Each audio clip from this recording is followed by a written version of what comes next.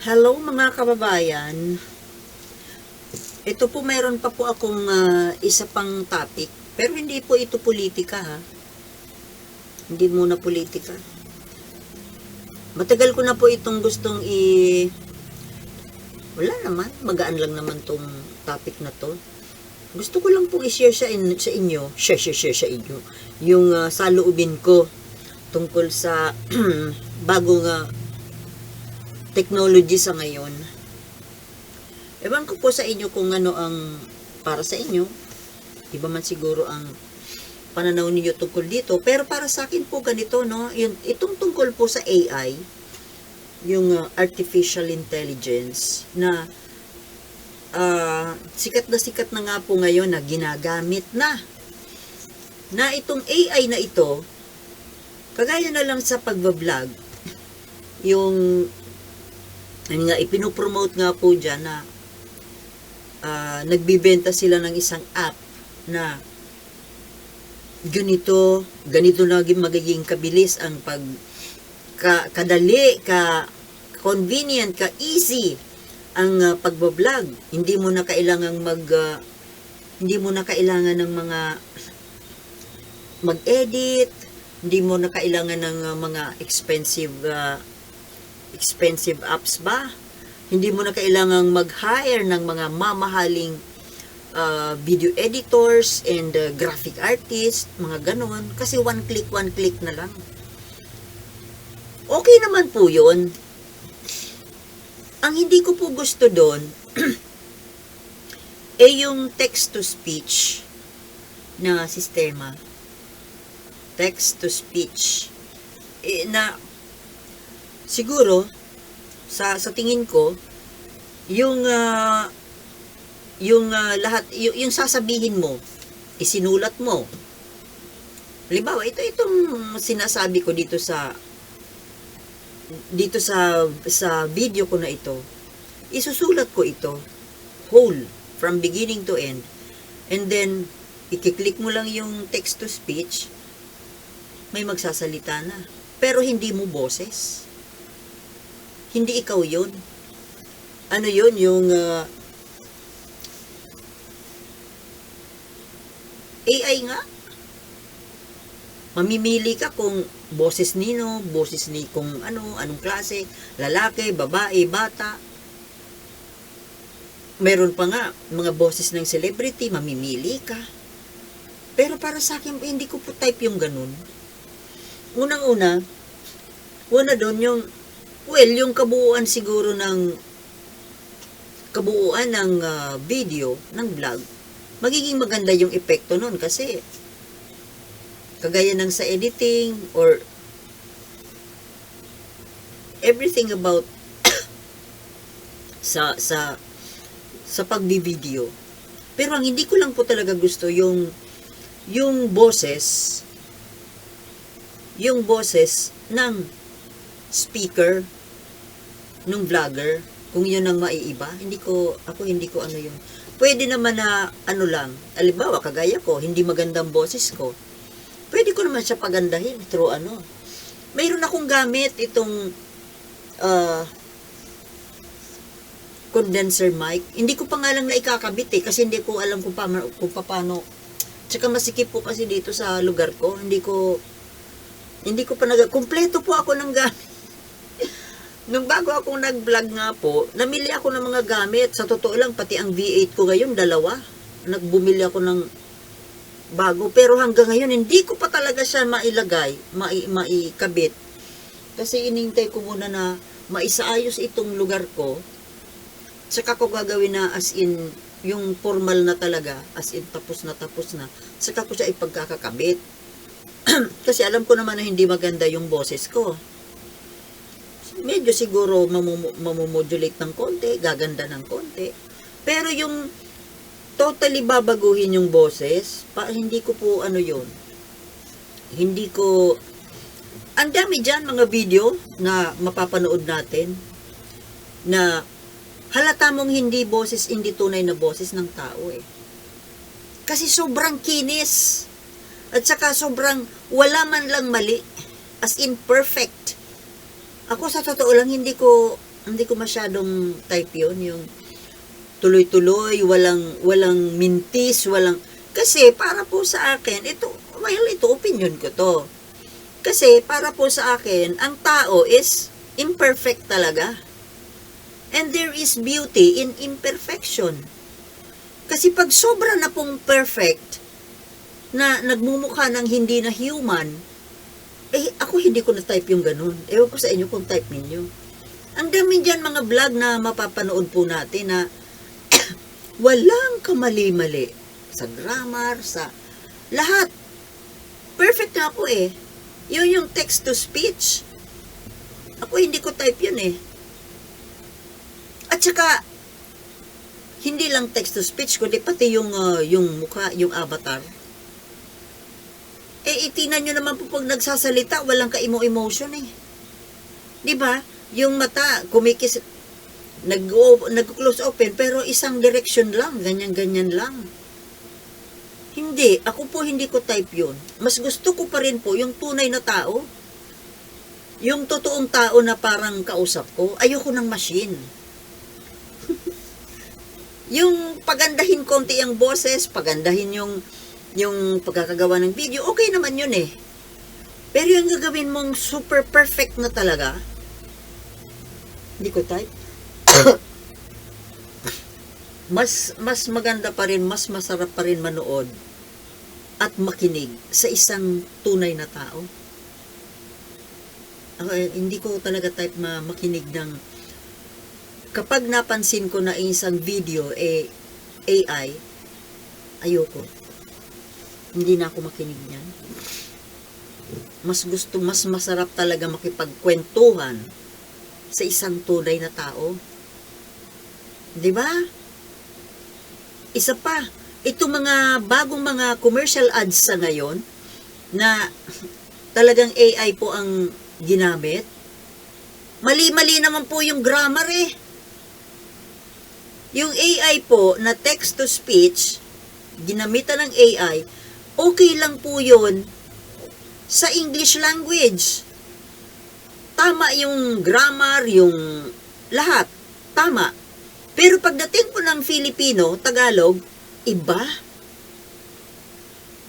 Pero yun, marinig mo yung teknolohiyang hapon.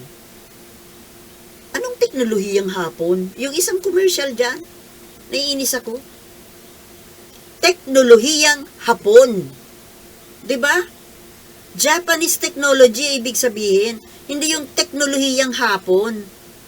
Hapon, afternoon. Marami po 'yan, marami diyan. Halos yan na po mapapanood natin na mga commercial ads, ginamitan ng AI. Pakinggan nyo, kapag ang language Filipino, Tagalog, mali-mali. Nakakainis kaya pakinggan kapag mali ang grammar na Tagalog. Pag Tagalog, maiinis ka.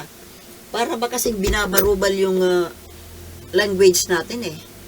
Kaya ako ayoko ng AI. Ayoko ng AI. Mayroon naman pong pwedeng paggamitan ng AI. Pero hindi lahat. Hindi sa lahat ng bagay. Isa pa dyan, itong yung robot na waiter na robot. Hindi po ako kakain sa isang restaurant na ang magsiserve sa akin ay robot. Mas gusto ko pa rin po magsiserve sa akin ay tao. Ewan ko sa inyo, pero ako yun ako. Diba sa Japan, usong-uso na po ang robot? Robot na teacher, robot na waiter, robot na asawa. Yes! Uso na sa Japan ngayon ang robot na asawa. Kasi po sa Japan, ayaw magsipag-asawa po ng karamihan ng mga kababaihan doon, ayaw na mag-asawa. Di syempre yung Hapon, na single, walang asawa, naghahanap.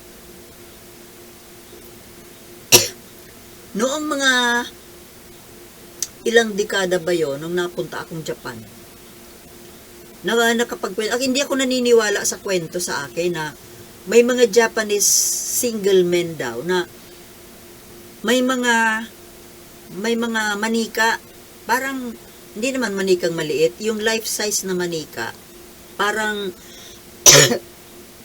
parang manikin kalaki. Yun, meron daw ang mga yan na nakatago sa bahay. Legal yun sa Japan. Accepted yun. Kasi nga, siyempre, yung lalaki, yung Hapon, naghahanap ng asawa. Kung ayaw mag-asawa nung hindi sila makapag-asawa, kasi yung mga single women, yung mga women sa Japan, ayaw mag-asawa. Ayaw na nila nagpapamilya. Kasi mabigat. Lalo na magkaanak. Kaya kita mo, namang problema na sila sa kanilang populasyon. Kasi ayaw magsipag-anak ng mga Haponesa. So ngayon, ang ginawa nitong mga Japanese, bumili sila ng manika na yun ang tawag nila fucking doll. Sorry for the term. Pero yun po yun po ang kasex nila nung lalaki. Kaulayaw nila sa bed, isang manika, na ang texture yata nung balat nun, parang texture na rin ng, human skin. Pero ngayon, hindi na po manika, totoo ng robot.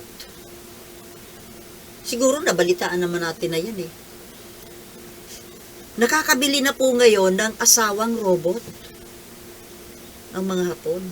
Hindi na ito basta manika, robot, nagsasalita, nakakausap, tumatawa, nakakasex mo, pinagsisilbihan ka, minamasahi ka, ipinaglalaba ka, hinahainan ka ng pagkain, ng pinagluluto.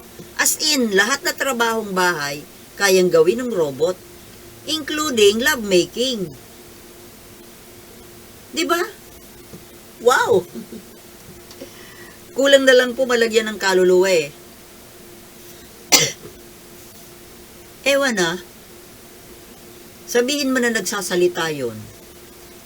Wala namang emotion yun. Pero, well, kung pamparaos din lang naman, nagustuhan nga nila yung manika.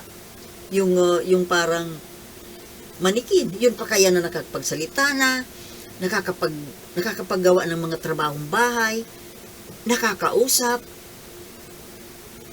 kasama mo sa pagkain. Well, ewan, hindi naman kumakain yun, pero at least nasa harapan mo, kinukwentuhan ka. Pero my goodness, ano ba ang conversation? Ano ba yung usapan? Program yun Kumbaga isang tanong, isang sagot. Ito yung tanong, ito inaasahan mong sagot. Ala namang feeling.